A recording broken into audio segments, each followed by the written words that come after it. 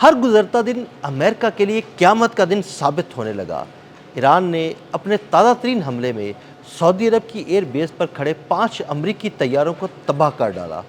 ताज़ा तरीन सूरत हाल के बारे में आमिर रज़ा से बात करते हैं। आमिर भाई, एक खौफनाक हमला किया है ईरान ने सऊदी अरब की एक एयर बेस पर, जहाँ पर अमेरिका के 5 रीफ्यूलिंग तैयारे खड़े थे, उनको तबाह कर दिया। अच्छा, पहली बात है, ये तो खबर आ गई कि 5 उसके रीफ्यूलिंग है। उसको कंफर्म जो है वॉल स्ट्रीट जर्नल कर रहा है, हम नहीं कर रहे भाई। वॉल स्ट्रीट जर्नल कर रहा है, लेकिन नुकसान इससे ज़्यादा है। जो सैटेलाइट इमेजेस जो हैं वो बताते हैं कि इस एयर बेस पर, अल सुल्तान एयर बेस है जी, सऊदी अरब की, जिस पर यह हमला किया गया है। और ये प्रिंस सुल्तान उसको एयर बेस को कहते हैं। और उस पर जो हमला किया गया ईरानी मिसाइल के साथ, देखें, 2 इनके air to air refuelling tankers जो हैं, जहाज़ जो हैं KC-135, वो गुज़श्ता रोज़ तबाह हुए। एक की टेल गई और एक जो है वो मुकम्मल तबाह हो गया। उसमें 4 फौजी भी उनके मारे गए। वो कहते हैं लड़ते लड़ते हो गई गुम। एक की चोंच और एक की दुम, तो एक की दुम गायब हो गई थी। अच्छा, इसी तरह से ये 5 मज़ीद जहाज़ जो हैं यहाँ पर खड़े थे। देखें, अमेरिका का ये दावा है कि ईरानी तमाम फोर्स को ख़त्म कर दिया गया है। ईरानी एयर डिफेंस सिस्टम ख़त्म है। हज़ारों फुट की बुलंदी तक इनके जहाज़ जाने के लिए इनको रीफ्यूलिंग टैंक्स की ज़रूरत है। इसीलिए बड़ी तादाद में ये टैंक्स जो हैं खड़े किए गए, सऊदी अरब में भी, इसराइल के अंदर भी और इराक़ के अंदर भी। इराक़ की फ़ज़ा में ये रीफ्यूलिंग होती थी और जहाज़ तो जो है ईरान पर हमलावर होते थे। लेकिन ईरान ने क्या खूबसूरत स्ट्रेटजी बनाई है। मैं ये नहीं कहूँगा कि ये चीन की है या सऊदी अरब की है या इनको पता है कि कहाँ पे है। कल इनके 2 जहाज़ जो हैं तबाह हुए और ये सी भी नहीं कर, वो सी जिस तरह लफ्ज़ होता है ना कि सी भी नहीं कर सके। और ये कहते रहे कि वो तबाह हो गए। एक की टेल गई, लेकिन ये ना फ्रेंडली फायर था ना एनमी फायर था। तो फिर भाई क्या फायर था? ये वो आग है जो पीछे लगाई गई है आपके। और वो उसके बाद 5 जहाज़ मज़ीद तबाह किए गए हैं प्रिंस सुल्तान एयरबेस के अंदर सऊदी अरब में।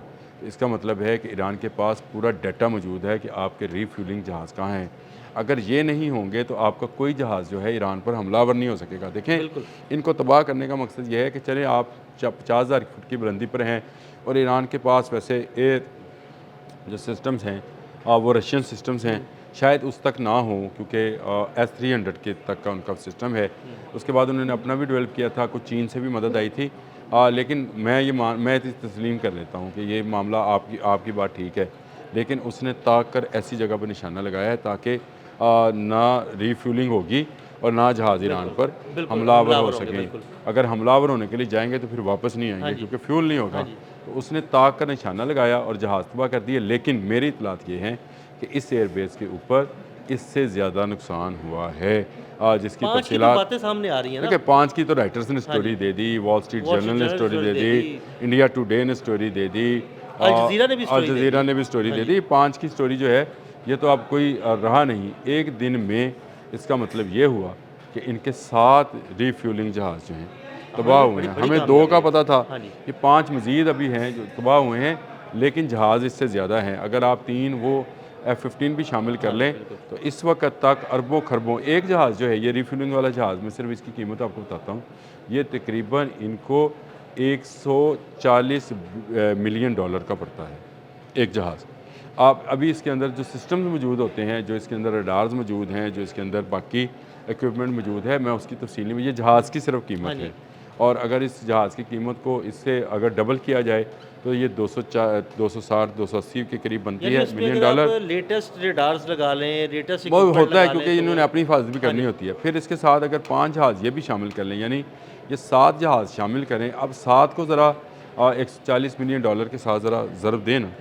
देखिए, जो अमेरिकन सेनेट के अंदर इस वक्त बहस है, वो कह रहे थे कि पहले 6 दिनों में 11.6 और अगले 6 दिनों में, ये 12वें दिन की मैं बात बता रहा हूँ आपको, अगले 6 दिनों में तकरीबन $9 बिलियन का नुकसान हुआ। तो इसका मतलब ये हुआ अगले 3 दिन है उनमें देखिए कितनी तबाही है। 7 जहाज़ ये के, और उनकी इराक में एम्बेसी पर भी हमला हुआ है, वहाँ पर भी एक डिफेंस सिस्टम तबाह हो गया। वो देखें, वो तो रडार सिस्टम तो बहुत सारे तबाह किए हैं, जहाज़ तबाह कर रहा है, और वो भी अपने बैलिस्टिक मिसाइल्स के ज़रिए। ये बड़ी बात है। तो इसका मतलब यह है कि प्रिंस सुल्तान एयरबेस जो कि सऊदी अरब की है, उस पर आपके मौजूद इंटरसेप्टर्स काम नहीं किए। ऐसे ही हमें भी मुझे लगता है वो ऑलरेडी उन्हें तबाह कर चुका हुआ है। मेरा ख्याल है यहाँ तबाह कर चुका है। यहाँ ये हैक होते हैं, या हैक होते हैं। हाँ बिल्कुल, ये भी एक पॉइंट है कि अगर ये नहीं चल पाते हैं और इनके सायरन, इसराइल में सायरन नहीं चले, उन्होंने कहा, साफ़ी ने रिपोर्ट किया, फ्रेंच साफ़ी है, उसने कहा कि सायरन चला नहीं और इसके बावजूद हमला हो गया, तो इसका मतलब यह है कि उन सेंसर्स को किसी जगह पे ब्लॉक किया गया था।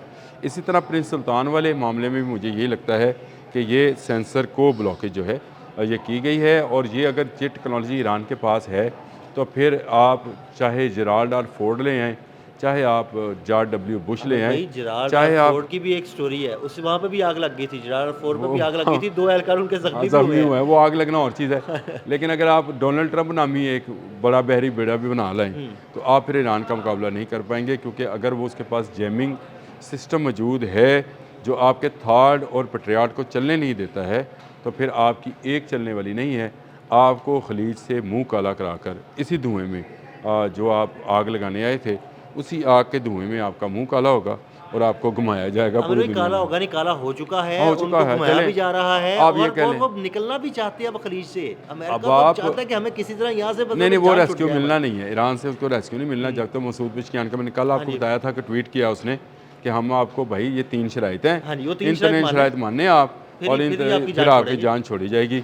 अमेरिका जो है वो भाग गया है। देखें, आपने हुर्मुज़ वो एक दिन के लिए, एक लम्हे के लिए भी नहीं खुलवा सके, एक जहाज़ अमेरिका अपना भी नहीं गुजार सका वहाँ से। इतना बड़ा इन्होंने गुजरे हैं, कोई 2 ममालिक के उन्होंने गुजरने की इजाज़त दी है ईरान ने, लेकिन अमेरिकन, मेरे पास ये खबर नहीं है कि किसी को गुजरने की इजाज़त दी है। 2-3 जहाज़ गुजरने की उन्होंने इजाज़त दी है, मैं अभी खबर पढ़ा था। लेकिन जो मेरा नहीं ख्याल, एलाइज़ है ना, जो एलाइज़ है अमेरिका के एलाइज़ है, उसका किसी का जहाज़ गुजरने की इजाज़त नहीं दी। और यूरोप ने घुटने टेके हुए हैं, यूरोप उनसे बातें मिन्नतें कर रहा है कि हमारे जहाज़ गुजरने। नहीं, यूरोप को छोड़ दें। यूरोप तो ये कह रहा है कि अमेरिका ने रशिया को जो इजाज़त दी है, इसका मतलब ये है कि यूरोप के ख़िलाफ़ रशिया जो है मुआशी तौर पर ज़्यादा मजबूत होगा।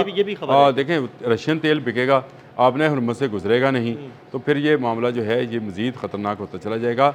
अभी आपको मैं एक और बात बता दूँ, हाग पे हमला किया है इन्होंने। हाग उसका एक जो है ईरान का जजीरा है, 15 नाटिकल माइल से ये आबने हुर्मुज़ में है, और यहाँ से सारी तेल की तरसील ईरान करता है, और उसमें से 90% तेल जो है चीन को जाता है।